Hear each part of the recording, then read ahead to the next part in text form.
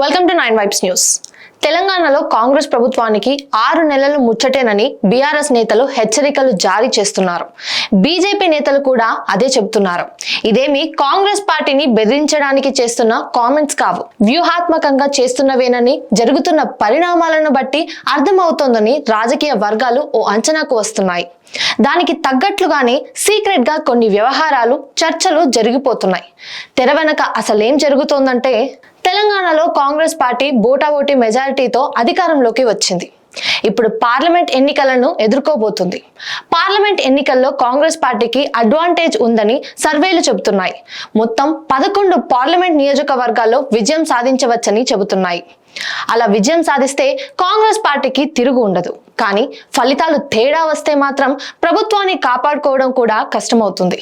ఖచ్చితంగా ఇదే లాజిక్ తో బీఆర్ఎస్ రాజకీయాలు ప్రారంభించింది.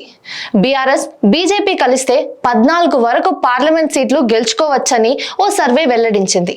అయితే ఇక్కడ 2 పార్టీలు ఇంకా కలవలేదు. కానీ కలవడానికి ఓ ప్రాతిపదిక అయితే ఏర్పడింది.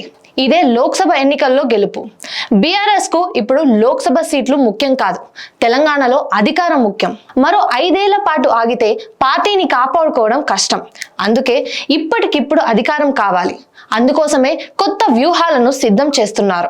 బీజేపీ రాజకీయాలను పూర్తి స్థాయిలో అధ్యయనం చేసిన బీజేపీ పెద్దలు ఇరు వర్గాలకు అనుకూలమైన ఓ ఫార్ములాను రెడీ చేసి బీజేపీతో సంప్రదింపులు ప్రారంభించినట్లుగా చెబుతున్నారు. బీఆర్ఎస్ ఫార్ములా ప్రకారం లోక్సభ ఎన్నికల్లో బీజేపీ బీఆర్ఎస్ కలిసి పోటీ చేస్తాయి. ఎన్డీఏలో బీఆర్ఎస్ చేరుతుంది. లోక్సభ ఎన్నికల్లో అత్యధిక సీట్లు సాధించిన తర్వాత కాంగ్రెస్ డీలా పడుతుంది. కేంద్రంలో ఎలాగో మళ్ళీ బీజేపీ ప్రభుత్వమే వస్తుంది. వెంటనే ఆపరేషన్ కమన్ ప్రారంభించాలి. అంటే గతంలో కర్ణాటకలో జేడీఎస్ కాంగ్రెస్ కూటమిని కూల్చేసినట్లుగా మహారాష్ట్రలో మహావికాస్ ఆఘాడీ అధికారాన్ని లాగేసుకున్నట్లుగా ఆపరేషన్ పూర్తి చేయాలి. కేంద్రంలో మరోసారి బీజేపీ అధికారంలోకి వచ్చిన ఉత్సాహం, తెలంగాణలోనూ కాంగ్రెస్ లోక్సభ సీట్లు గెలుచుకోలేని పరిస్థితుల్లో కాంగ్రెస్ నేతల్ని ఆకర్షించడం చాలా సులువు అని బీఆర్ఎస్ భావిస్తోంది.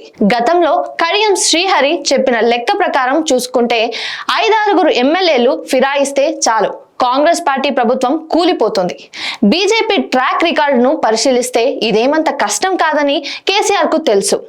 ఏ అధికారం లేకుండా కేసీఆర్ ఒక్క ఎమ్మెల్యేని కూడా ఆకర్షించలేరు. అంతేకాదు తన ఎమ్మెల్యేలను కూడా కాపాడుకోలేరు. అందుకే ఇప్పుడు ఖచ్చితంగా బీజేపీ సపోర్ట్ అవసరం. కానీ బీజేపీతో వ్యవహారం అంత ఈజీ కాదు. తేడా వస్తే బీఆర్ఎస్ నిర్వీర్యం అయిపోతుంది.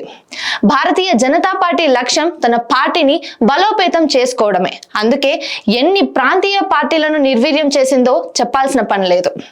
ఇప్పుడు బీఆర్ఎస్ తెలంగాణలో అధికారం కోసం బీజేపీతో పొత్తులు పెట్టుకుంటే ఆ పార్టీ నుంచి తన పార్టీని కాపాడుకోవడం అంత తేలిక కాదు.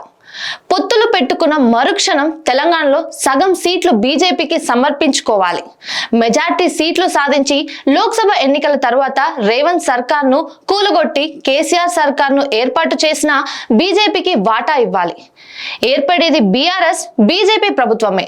అలా ఏర్పడిన కేసీఆర్ జుట్టు బీజేపీ చేతుల్లోనే ఉంటుంది. ఇది అత్యంత రిస్క్. ఇవన్నీ పక్కన పెడితే పొత్తులు పెట్టుకున్న తర్వాత కూడా బీజేపీ బీఆర్ఎస్ కూటమి మంచి ఫలితాలు సాధించకపోతే బీజేపీకి నష్టం ఏమీ ఉండదు. కానీ బీఆర్ఎస్ మాత్రం ఉనికి సమస్యలు పడుతోంది. నేతలంతా కాంగ్రెస్ బీజేపీల వైపు వెళ్లిపోతారు. ఉద్యమ పార్టీ ఉనికి సమస్యను ఎదుర్కొంటుంది. ఎలా చూసినా కేసీఆర్ ముందు అత్యంత కఠినమైన రాజకీయ పరిస్థితులు ఉన్నాయని అనుకోక తప్పదు. ఇది ఇవాల్టి అప్డేట్స్. మరిన్ని అప్డేట్స్ కోసం like, share, subscribe to 9 vibes news.